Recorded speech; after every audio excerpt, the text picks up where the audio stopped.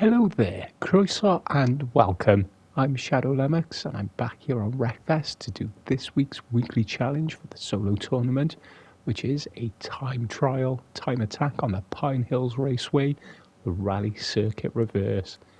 The car we got is the Nexus RX. Not one of the best cars in the game, but it is one of my personal favourites. And what you're going to see here is two runs, both of them for the gold time, but this first run's a bit on the messy side to say the least, but in places it is timing good enough, and overall it's good enough to get the gold.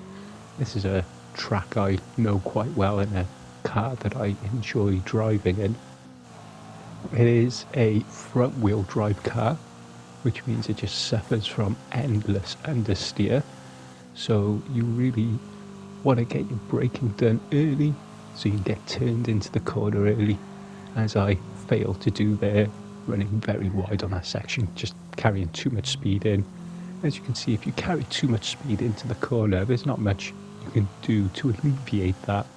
In a rear-wheel drive car, you could just slam on the power, get the back end to step out, help yourself rotate around the corner, but don't really have any option to do that in this car. The tuning is set up so when you do brake, the back end does step out a bit, and as I normally do, I never change any of the settings for the tuning, so the car just comes as it is set up. And as we cross the line here, we're 1:15, so 1 second under the goal time, but as you can see, it's a bit messy compared to this one. As you can see from my best time, I've already improved that, but I knew there was more improvements. So we accelerate down here. Don't go all the way over to the right. You don't need to. You can still take that first corner flat out. And then you just want to brake just before you get to the top of that rise. It'll flatten out just before the concrete. That's where you brake for the hairpin. You're then accelerating flat out all the way down here. I change up to fifth just before I get to that corner. Now I'm going to change down to fourth, but I'm not going to brake, just using the gear change to slow me down enough for that corner. Braking then about halfway along that concrete.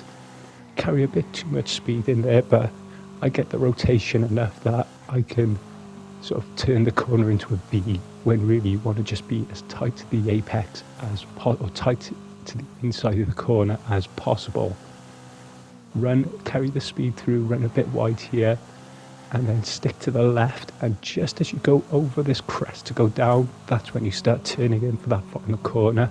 No braking needed, just a lot of bravery and good timing, and a 1:11 is my result.